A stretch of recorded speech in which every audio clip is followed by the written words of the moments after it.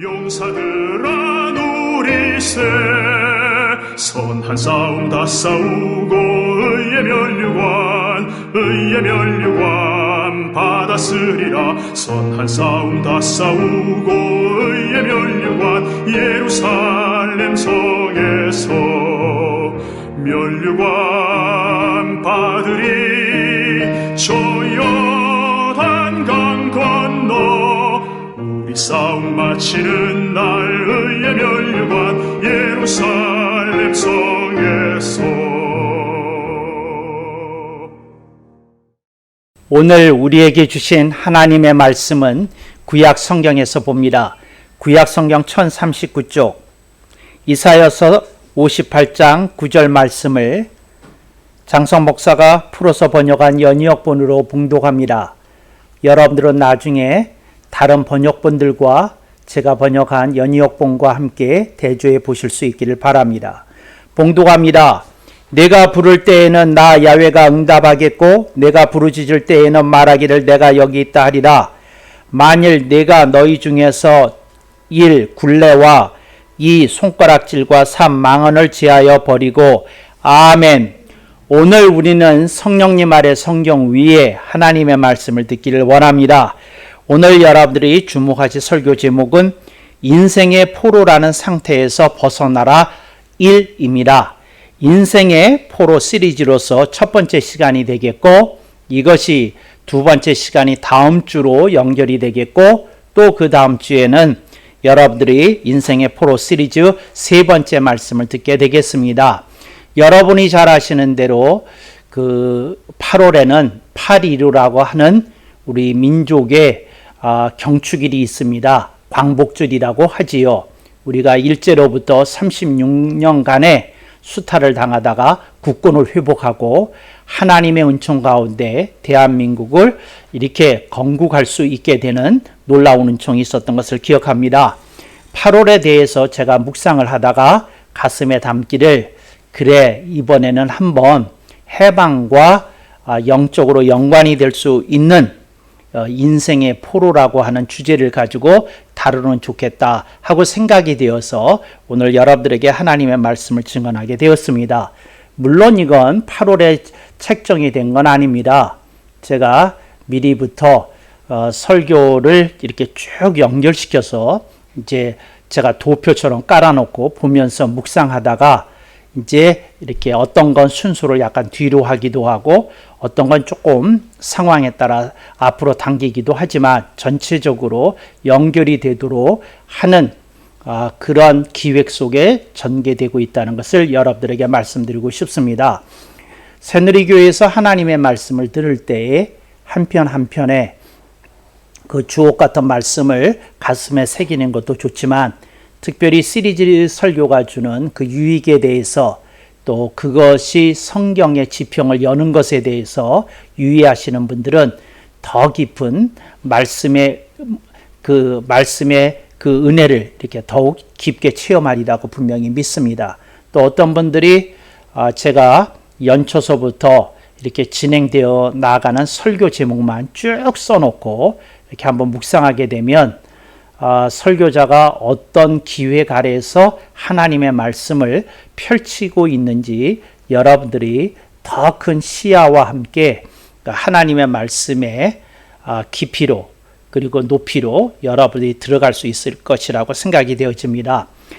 그 성경 속에서 그 종말론을 다루는 책이 있습니다. 그 중에 가장 유명한 책이 여러분들도 잘 아시는 요한계시록입니다.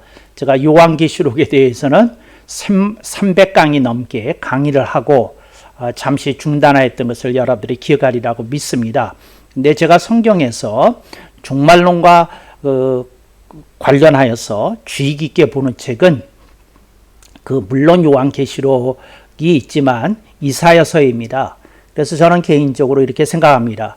이사야서를 제대로 해석하지 않는 그 설교자나 강해자가 그 요한계시록을 강의하는 것에 대해서 저는 조금 비판적 사고를 가지고 있습니다. 그러니까 그 이사야서를 제대로 풀지 않고 요한계시록을 풀어내는 건 불가능하다 하는 게 조직 신학자로서의 제 개인적인 소견이다 하는 것을 여러분들에게 말씀을 드립니다.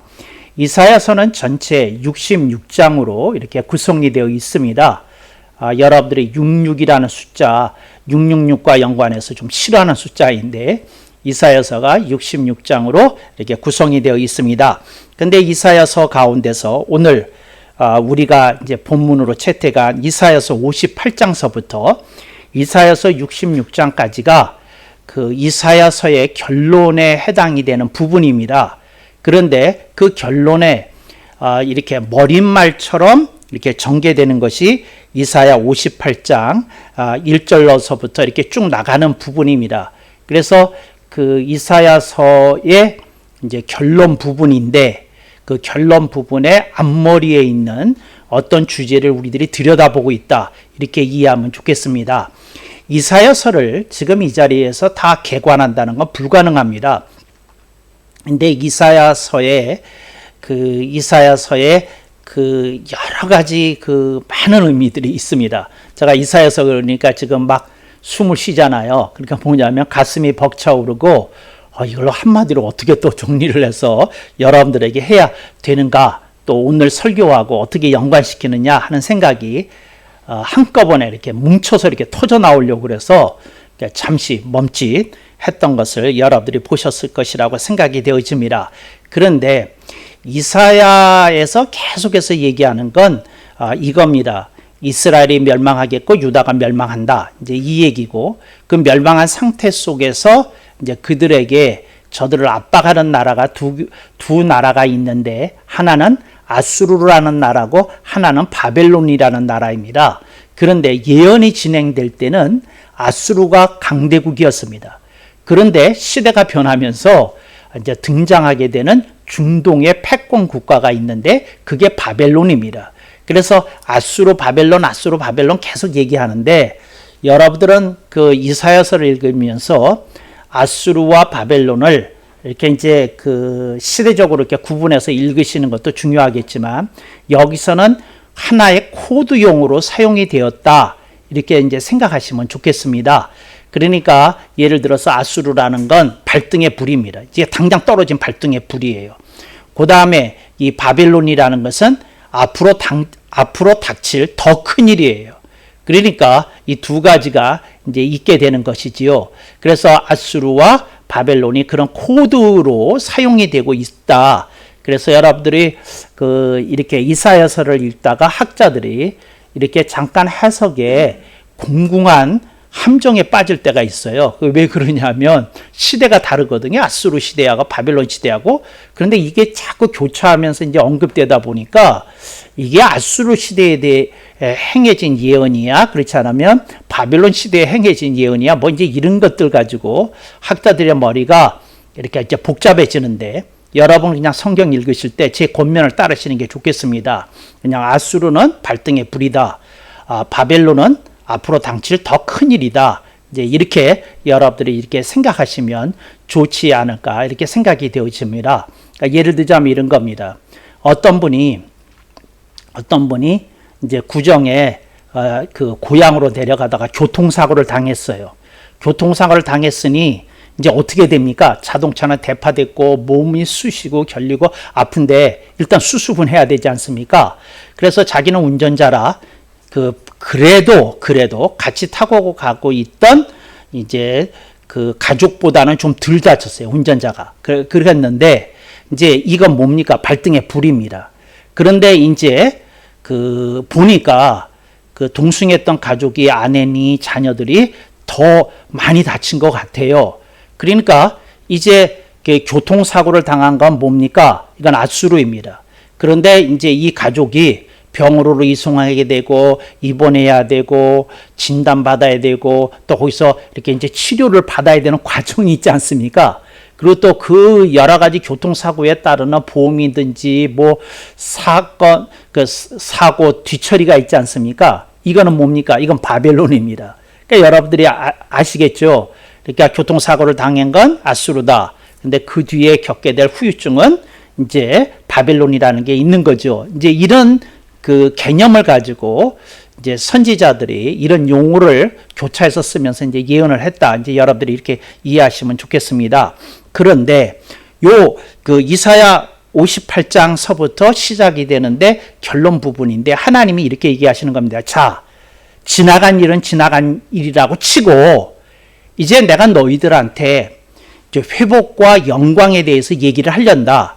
이게 이제 이사야 58장서부터 66장까지 이렇게 암시하고 있고 내포하고 있는 메시지입니다. 그러면서 말하기를 그런데 너희들에게 영광스러운 미래가 열릴 것이다. 그렇지만 그건 거저 오지는 않을 거다. 너희들이 내 마음에 합하게 될 때 너희들의 영성이 변하고 너희들의 생활에 정말 그 혁신적인 변화가 나타날 때 그러한 축복이 너희들에게 임할 거다. 이렇게 얘기하고 있는 중입니다. 그런데 요 마지막 포션에서 제가 이제 주목해 보는 게 뭐냐면 이사야 58장 9절입니다. 근데 9절 가운데서도 상반절 제가 이렇게 A와 B로 나눴지 않습니까? A에 대해서는 오늘 별로 해석하지 않겠습니다. 저는 이제 B에 주목하는데 하나님께서 뭐라고 얘기하시느냐 하면 너희들이 하나님의 영광 속으로 들어오고자 한다면 너희에게 제해야 될 것이 세 가지가 있다. 이렇게 얘기하시는 겁니다.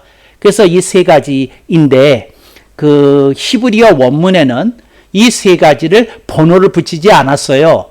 그런데 장성 목사는 자기 연역본에 여러분들이 세 가지라는 걸 각인하도록 하기 위해서 제가 번호를 붙였습니다. 근데 1, 2, 3 하는 걸 제가 붙인 거고 히브리어 원문에는 없는 거다. 여러분들이 그렇게 양해해 주시기 바랍니다. 그래서 세 가지를 너희들의 존재와 너희들의 인격 속에서 생활 속에서 제해해 버릴 것이 있는데 첫째는 굴레고 두 번째는 손가락질이고 세 번째는 허망한 말이라고도 번역이 되는 망언입니다. 이게 세 가지를 너희들이 제해야 된다 그랬습니다. 그랬더니 여러분들 중에 현명하신 이들은 벌써 알아들었어요.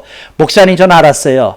오늘은 굴레에 대해서만 얘기하시려고 번호 붙인 것이죠. 저 잘 알았어요. 다음 주에는 2번 손가락질 하실 거죠. 저 알았어요. 그 다음에 세 번째 주에는 망언에 대해서 제하는 얘기를 하실 거죠. 예, 참으로 똑똑하십니다.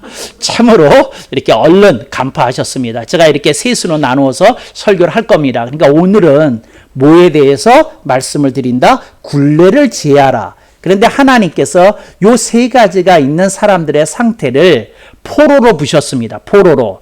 이제 포로로 부었는데 그 이유는 뭐냐면 그 유다가 멸망한 다음에 이들이 포로로 끌려가게 되는데 바벨론으로 포로로 끌려가게 됩니다. 그러니까 비유적인 포로가 아니라 실질적으로 뭐가 된 겁니까? 포로가 된 겁니다. 그런데 하나님은 이사야 58장서부터 66장 사이에 미래의 영광에 대해서 얘기하면서 너희들이 이제 포로 생활을 지속할 거라고 말씀하시는 겁니까? 포로 생활이 끝날 거라고 얘기하십니까? 포로 생활이 끝날 거라고 말씀하시는 중이죠. 근데 포로 생활이 끝내려면 초두에 일단 이 세 가지는 처리하고 넘어가자. 이 세 가지는 너희의 속에서, 너희의 인격 속에서, 너희의 생활 속에서 이건 뽑고 가자. 이렇게 세 가지를 얘기하신 겁니다. 그게 뭐냐? 첫째는 굴레요, 두 번째는 손가락질요, 세 번째는 망언이더라. 이 얘기입니다. 그래서 이 구절이 유명하지가 않아요. 유명하지가. 그런데 이제 이런 구절을 장성 목사는 조직신학자로서 성경을 믿고 받드는 이로서 굉장히 소중하게 생각합니다.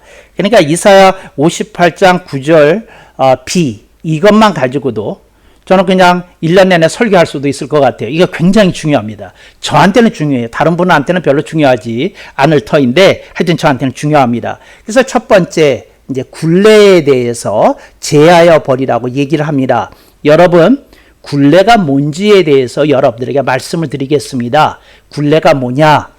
여러분들에게 짐지어진 건데 그것이 여러분에게 부정적인 영향과 결과, 후과로 나타나면, 콘시퀀스로 나타나면 그건 굴레입니다. 그런데 여러분에게 짐지어진 건데 여러분이 그걸 사명으로 알고 여러분이 그걸 기쁨이라고 부르고 여러분들이 그것을 그리스도와의 동행이라고 부르면 그건 멍해라고 번역해야 됩니다.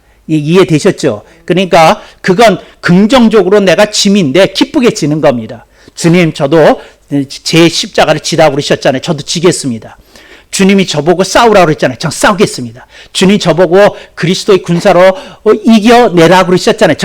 제가 이겨낼 수는 없을지라도 하여튼 주님과 함께 싸워보겠습니다. 버텨보겠습니다. 이제 이렇게 얘기하는 것이 뭐라고요? 멍에입니다. 그런데 이제 굴레는 그 반대편에 있는 겁니다. 그래서 이제 굴레를 이렇게 이제 그 여러분들에게서 주님은 벗겨내라, 제하여 버리라 이렇게 얘기를 하는 겁니다. 그래서 제가 오래전서부터 사람에게 쓰여진 굴레에 대해서 조금 조사를 했어요. 그랬더니 사람에게 쓰여진 굴레를 제가 이렇게 조사를 했더니 한 100여 가지가 되더라고요. 100여 가지가. 그러니까 사람에게 쓰여진 온갖 굴레가 한 100여 가지가 되는데 제가 그 100가지 중에서 그러니까 제 생각에 사람들이 그 100여 가지는 다 벗기지 못하더라도 요 세 가지만큼은 벗겨야 되겠다고 생각한 세 가지를 골라낸 겁니다. 그러니까 여러분들이 이렇게 말씀하시면 안 됩니다. 사람에게는 말이야, 그저 굴레가 있대. 그런데 딱 세 가지만 벗겨내면 된대. 이렇게 얘기하시지는 말고, 이제 하여튼 제가 얼른 뽑아도 한 100여 가지가 되는 것 같아요. 그런데 이 세 가지가 제가 봤을 때 가장 절실해요. 특별히 이 세 가지는 하나님께서 이사야서 전체를 통해서 반복적으로 얘기하고 있는 주제입니다. 그런데 그 단어가 이사야서에 직접적으로 나오지는 않아요. 근데 그 말씀을 하십니다. 그러니까 우리가 언제고 이사야서 강의를 하게 되면 여러분들이 요한계시록과는 또 다른 아주 풍성한 그런 그 의미를 이렇게 깨닫게 되고 벅차오르지 않을까 이렇게 생각을 합니다. 우리 교회에서 유튜브 스튜디오를 지금 이렇게 장만해 가고 있는데 언제가 되면 제가 꿈이 있어요. 한번 작정하고 제 건강이 좋을 때 매일같이 이사야서를 갖다가 기관초로 새벽마다 그 생방송으로 그 전 세계를 향해서 송출을 하면 어떨까 그런 생각도 해요.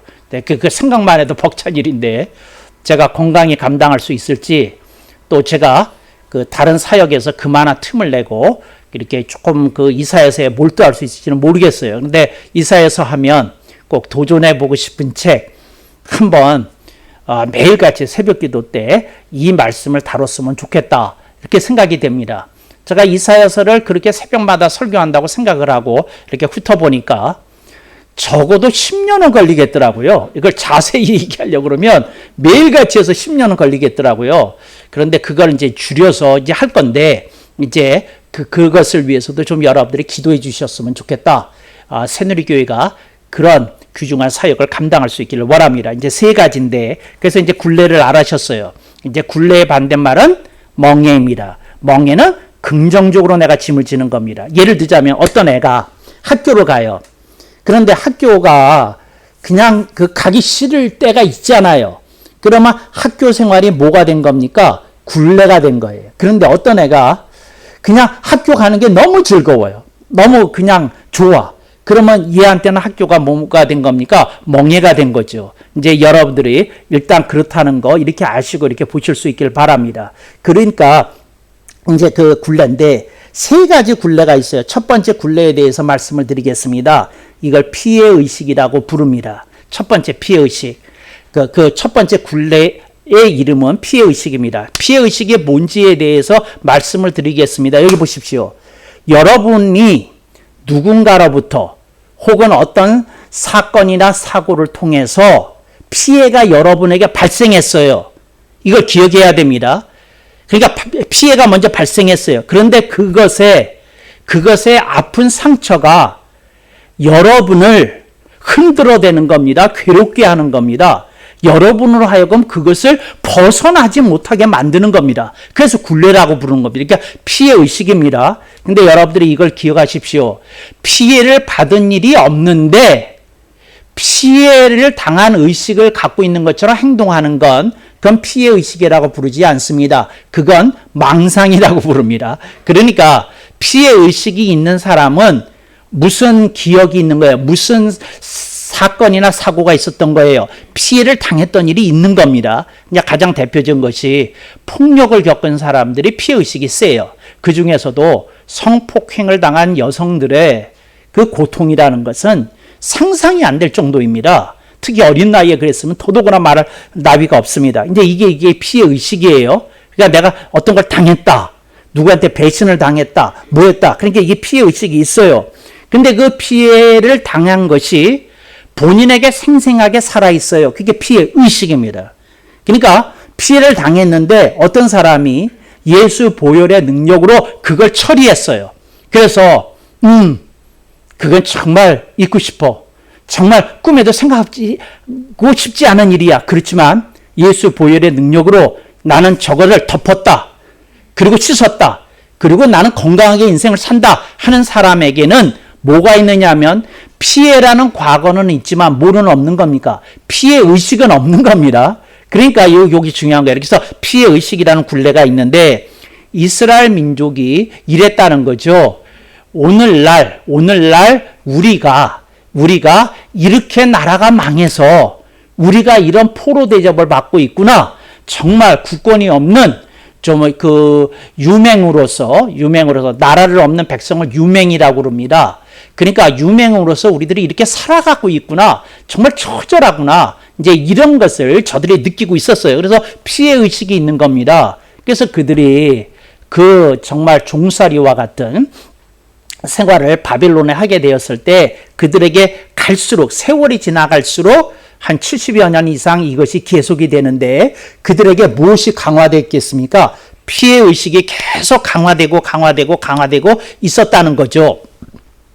하나님이 여러분에게 이렇게 말씀합니다. 얘야, 네가 피해를 당했느냐? 나도 안타깝다. 얘야, 네가 아픈 상처가 있느냐? 나도 그런 너의 모습을 보는 게 힘들다. 왜? 하늘의 아버지시니까요. 여러분, 자녀가 힘들 때 자녀도 힘들지만 그것을 지켜보는 부모도 자녀 못지않게 만만치 않게 아픕니다. 그렇지 않겠습니까? 그런데 하늘의 아버지가 그렇게 하시면서 뭐라는 거지? 피해는 인정이 된다. 근데 나는 네가 피해의식으로 쩔지 않기를 바란다. 이제 이 얘기를 하는 겁니다. 여러분의 인생 속에서 피해가 발생했어요. 여러분이 예수의 보혈의 능력으로 여러분이 나와서 그것을 벗어낼 수 있기를 바랍니다. 그 이스라엘이 이제 유다죠. 근데 그 국가로서는 이스라엘이고 민족으로서는 유다입니다. 근데 그들이 바벨론 포로 생활 속에서 랍비들이 모여서 회의를 합니다. 그러니까 그들이 최고의 지성인들이죠. 그들이 이런 얘기를 합니다. 자, 우리나라가 망했다. 그런데 지금 여기서 우리는 second class citizen. 우리는 정말 바벨론 사람으로 대접받지도 못하면서 이 나라에 충성을 바치라고 요구를 받고 있다.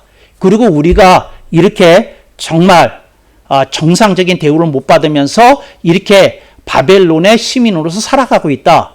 그런데 지금 우리가 이렇게 비탄에만 빠져 있을 거냐? 피해의식에만 쩔어 있을 거냐? 우리들이 뭘 할 거냐? 그런 얘기를 합니다. 그러면서 그들이 이렇게 얘기합니다. 우리가 힘으로는 바벨론을 이길 수 없겠지만 우리가 하나님을 믿는 그 말씀과 문화를 꼭 비우자. 그러면서 그들이 결집해낸 것이 바빌로니아 탈무드입니다. 바빌로니아 탈무드를 그들이 거기서 이제 결집해내게 됩니다. 그러니까 유다인의 정체성을 결집시키는 그 대작업이 여러분 바벨론 포로기 70년 동안에 일어났던 것을 우리들이 기억합니다. 그래서 그것에 의해서 유다인이라고 하는 주라고 하는 그 정체성이 1000여 년 넘게 지켜낼 수 있는 원동력이 바벨론 포로기에 이렇게 태동되고 그리고 진행되고 결집됐던 것을 우리들이 기억합니다. 피해의식이 엄청난 피해를 주고 있을 때에 그것을 딱 멈추고 그것을 창조적인 그 생산으로 바꾸기 시작했다는 거죠. 제가 여러분한테 얘기합니다. 여러분들에게 있었던 그 피해 그리고 그것에 의해서 생긴 피해의식이 여러분들에게 어떤 창조적인 생산을 낳고 있는지에 대해서 여러분들이 관심을 가져야 됩니다. 하나님은 그걸 제하여 버리라고 얘기합니다. 우리 교우들 중에도 코로나19를 앓으신 분들이 있습니다. 이분들 피해의식이 있을 거예요. 어떠냐? 우선 식당 가기가 싫을 거예요. 뭐 백화점 가기도 싫을 거예요. 사람 많은 데 가기도 싫고, 말은 안 하지만 교회에 오는 것도 좀 꺼려질 거예요. 아, 뭐 어떡해.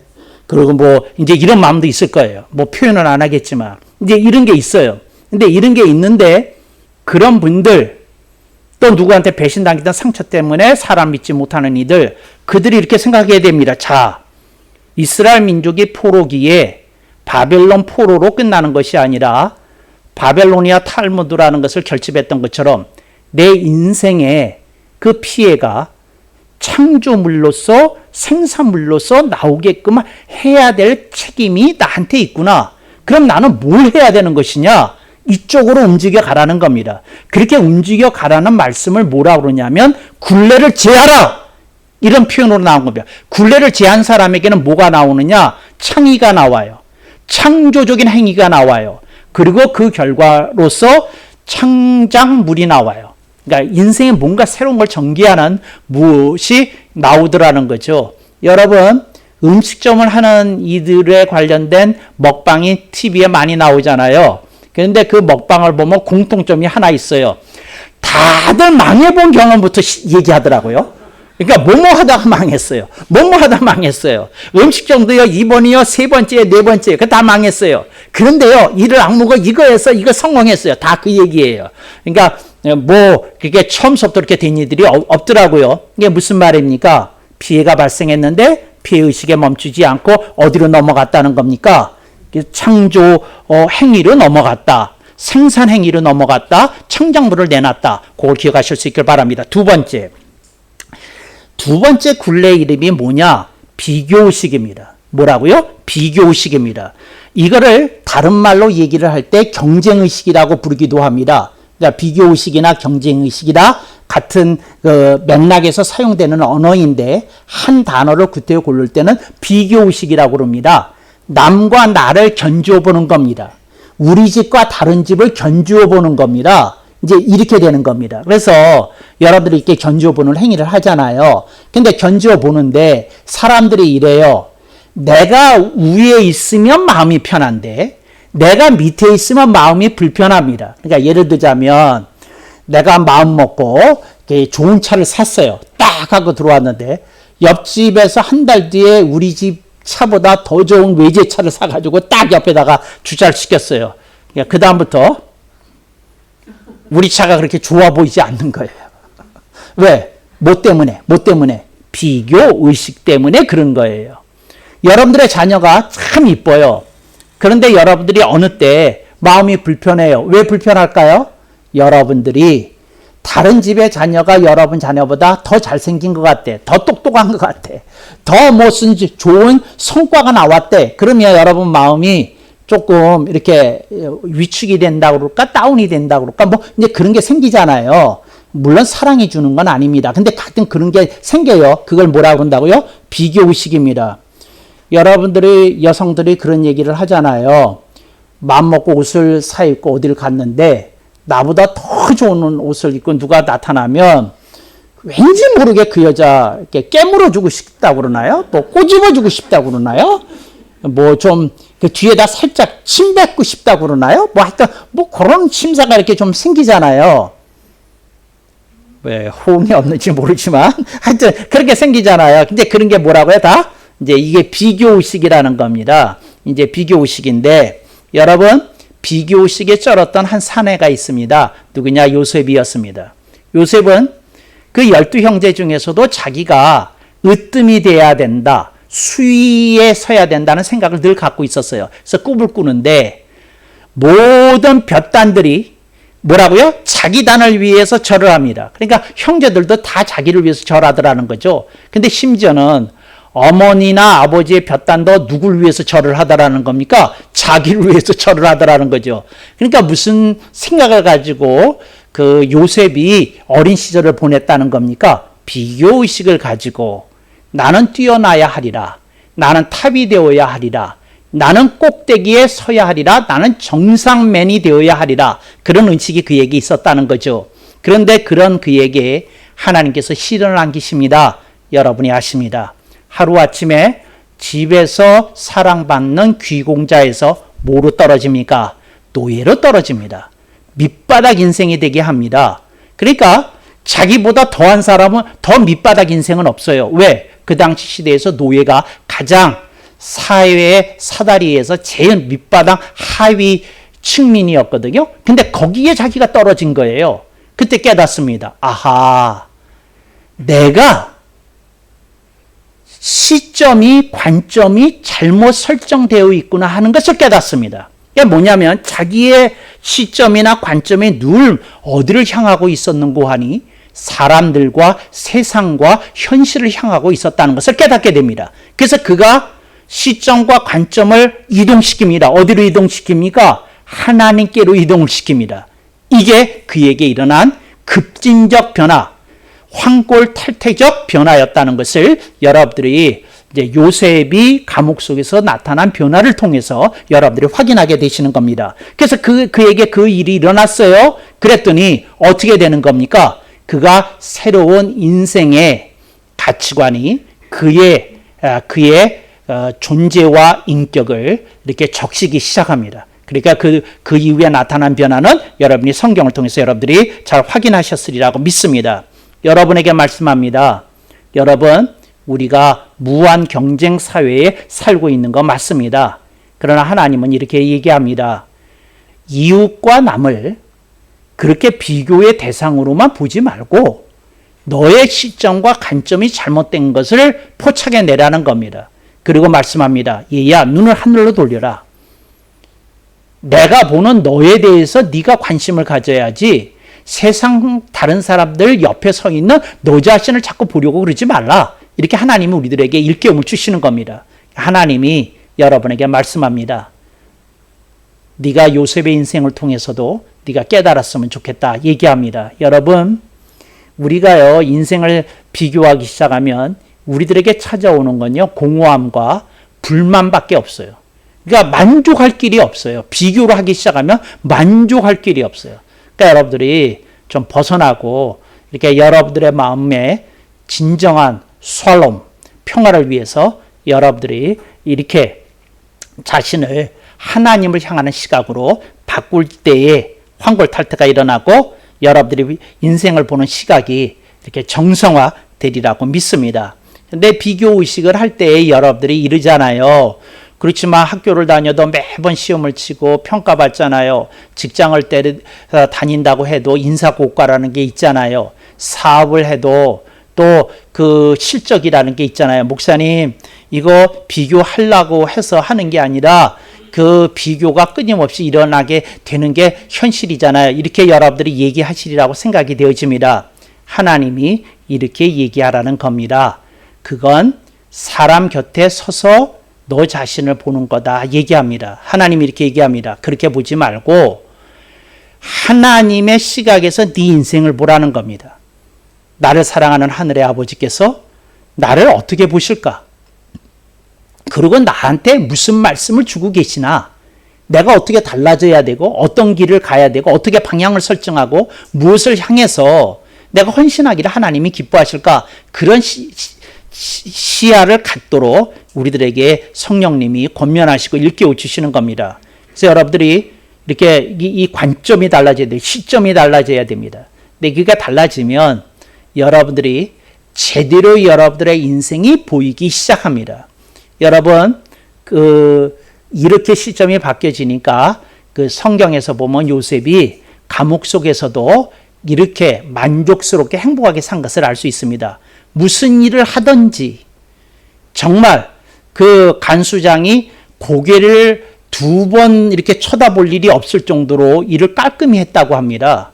근데 여러분, 감옥에서 한다는 일이 무슨 기쁨이 있고 무슨 보람을 줄 수 있는 그 일터가 아니잖아요. 죄수로 이렇게 복역하고 있는 중인데, 근데 왜 그에게 그런 변화가 일어났습니까?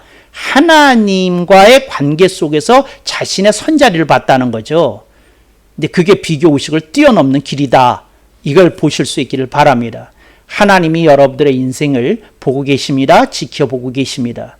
그리고 하나님이 얘기합니다. 내 인생은 네 인생은 네가 잘 알겠느냐, 내가 잘 알겠느냐, 주님이 한번 물어보실 것 같아요. 여러분, 하나님 보시는 인생의 그림 속에 여러분 자신을 내려놓을 수 있기를 바랍니다. 하나님의 그림이 여러분의 비전으로 연결어 가게 되는 놀라운 역사가 나타나리라고 믿습니다. 그래서 그 두 번째가 비교의식이고요. 세 번째 굴레의 이름이 있습니다. 그게 뭐냐? 패배의식이라고 그래요. 이 패배의식을 또 다른 비슷한 용어가 있어요. 이제 그렇게 쓰기도 합니다. 그걸 뭐라고 그러냐면 좌절의식이라고 부르기도 합니다. 그러니까 패배의식이라는 말이나 좌절의식이나 비슷한 말인데 이제 그 같은 맥락을 얘기하고 있는 겁니다. 좌절이라고 하는 거는 이런 겁니다. 두 동강 난 거예요. 좌절이라는 건. 그러니까 예를 들자면 예를 들자면 우산대가 있는데 우산대가 분질러졌어요. 그럼 그 우산 쓸 수 있습니까? 없습니까? 없습니다. 그러니까 우산대가 분질러지면 쓸 수가 없는 거죠. 그게 좌절입니다. 여러분들의 삶 속에 여러분들의 의욕이 꺾이는 겁니다. 여러분들의 목표가 갑자기 실종되는 겁니다. 여러분들의 인생에 대해서 너무 그 황폐함을 느끼게 되는 겁니다. 이제 이게 패배의식입니다. 뭘 해도 안 될 것 같은 생각이 드는 겁니다. 이게 패배의식입니다.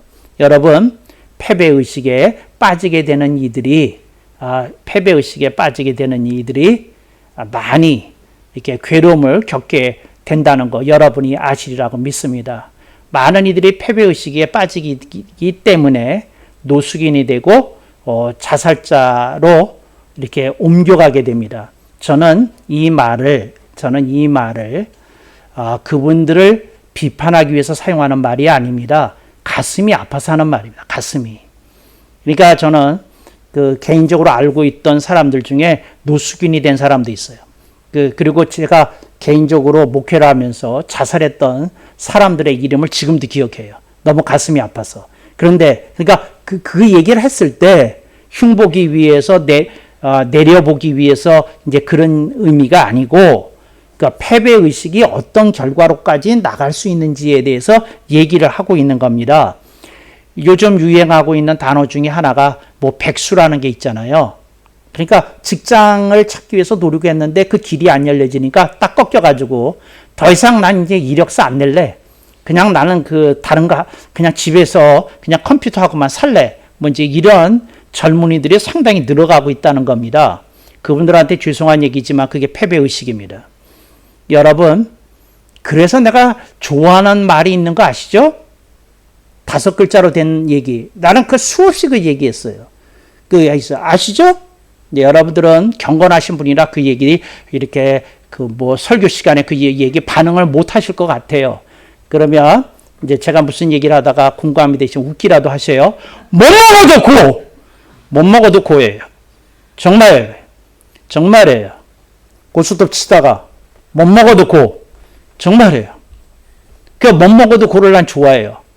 망해도 해본다예요. 망해도 해본다. 저는 개인적으로 이렇게 생각합니다. 뭐냐면 해보다가 망한 사람은 망한 성공을 한 사람이라고는 개인적으로 그렇게 생각해요. 그런데 어떤 사람이 망할까 두려워서 아무것도 안 해본 사람에 대해서 저는 이렇게 평가해 봅니다. 평가할 가치 자체가 없는 사람이라고. 여러분, 망해라도 봐야 됩니다. 그러니까 여러분들이 진짜 해봐야 됩니다. 덤벼봐야 됩니다. 왜 아멘이 이렇게 안 나올까요? 하여튼 해봐야 됩니다. 덤벼봐야 됩니다. 싸워봐야 됩니다. 망해더라도 해본다는 게 굉장히 중요하다는 거 여러분들이 기억하시고 이렇게 정말 이렇게 도전장을 내실 수 있기를 바랍니다. 패배의식에 쩔으면 어떤 일이 벌어지고 있을까요? 패배의식에 쩔고 있으면 그런 분들이 이 사람 주변에 있는 많은 이들을 힘들게 하고 괴롭게 하고 있다는 사실을 기억해야 됩니다. 그러니까 이 패배의식에 있는 사람 때문에 주변에 있는 이들이 굉장히 괴로워요. 본인은 주변에 있는 사람을 괴롭게 하기 위해서 그런 건 아닌데 이제 그렇습니다. 그래서 여러분, 패배의식은 절대로 받아들이면 안 됩니다. 제가 한때 군인이었기 때문에 이렇게 이제 군사학 쪽에도 이렇게 관심이 있어서 여러 가지 보지 않습니까? 이제 그러면 이런 얘기가 있어요. 그 중공군이 얼마나 현대화된 전력을 갖고 있고 뭐하고 그러면서 뭐 이제 이런 얘기들이 밀덕들 사이에서는 오고 갑니다. 그 한국군하고 중공군하고 붙으면 한국이 일주일을 버틸까 한 달을 버틸까 석 달을 버틸까 뭐 그런 얘기들이 오고 가요. 왜? 그쪽이 굉장히 현대화돼 있고 뭐 우선 숫자에서 압도적으로 많고 뭐 이제 여러 가지 얘기를 하지 않습니까? 이제 그런데 그래서 미리부터 뭐 한국은 뭐 며칠은 못 버틸 거다 뭐다 이제 이런 얘기를 하고 그래요. 근데 그런 얘기가 다 패배 의식입니다. 패배 의식이. 저는 개인적으로 이렇게 생각해요. 중공이나 중공군이 우리 대한민국 국군을 건드리지 말아야지. 건드리면 중국이라고 하는 패권 국가는 역사 속에서 사라질 겁니다. 그러니까 중국이 이길 수 있어요. 그 중공이 그 대한민국을 이길 수는 있을지 몰라요. 그런데 중공에 일어난 피해가 너무 막대해가지고 뭐 아마 그 한국하고 전쟁하는 중공은 제 개인적인 생각으로는 국력이 세계 한 40위권으로 추락할 거라고 생각해요. 그게 전쟁을 하면. 그러니까 이렇게 헤어나지 못한, 뭐 G2에서 뭐 이렇게 바닥으로 한 40계단은 떨어질 거라고 저는 개인적으로 생각해요. 그런데 이제 그런 생각을 하는데 이제 중요한 건 뭐냐면 그냥 숫자만 놓고 패배의식에 짜는 사람도 있다는 거죠. 제가 여러분한테 얘기합니다. 뭐냐면 도전해 보는 것이 아름답습니다. 응전해 보는 것이 아름답습니다. 그러니까 여러분들이 도전하고 응전해 보는 사람이 이렇게 되실 수 있기를 바랍니다. 응전이라는 말과 도전이라는 말의 차이에 대해서 잠깐 얘기하고 말씀을 마무리하겠습니다. 응전은 이겁니다. 나한테 다가선 그 일에 대해서 내가 물러서지 않고 싸우는 겁니다. 그게 응전입니다. 그 다음에 도전에 대해서 말씀하겠습니다. 내가 그린 그림을 붙들고 내가 이를 벌려서 싸워보는 겁니다. 이거는 도전입니다. 그러니까 내가 싸움을 거는 겁니다. 이건 도전입니다. 그런데 인생의 현실이 나한테 싸움을 걸어왔을 때 내가 맞서서 싸워서 이겨내는 거는 응전이더라는 거죠. 제가 여러분한테 다시 말씀드립니다. 하나님 말합니다. 얘야, 나는 너에게서 굴레가 벗어진 모습을 보고 싶구나. 주님 말씀합니다. 굴레 벗으십시오. 그래서 세 가지 의식이 없어야 됩니다. 사라져야 됩니다. 피해의식, 비교의식, 패배의식. 이 세 가지 여러분들의 3대 원수처럼 여기고 그렇게 사실 수 있기를 바랍니다. 제가 얘기합니다. 새누리교회를 다니면서 여러분이 장성 위임 목사의 사랑을 좀 더 받으려면 피해의식에서는 나와야 됩니다. 비교의식에서는 나와야 됩니다. 패배의식에서는 나와야 됩니다. 최소한 이게 그냥 목사의 사랑을 더 받기 위해서라도 나와야 됩니다. 왜 그러냐? 그런 사람에 대한 목사의 기대가 있기 때문에 그렇습니다. 이 사람은 누구를 제대로 도와줄 수 있는 사람입니다. 여기에 빠져 있는 사람 누구를 도울 수가 없어요. 나쁜 사람은 아닙니다. 근데 도울 수는 없는 사람이에요. 누구를 도울 수 있는 인생이 되기를 강추하며 축복합니다.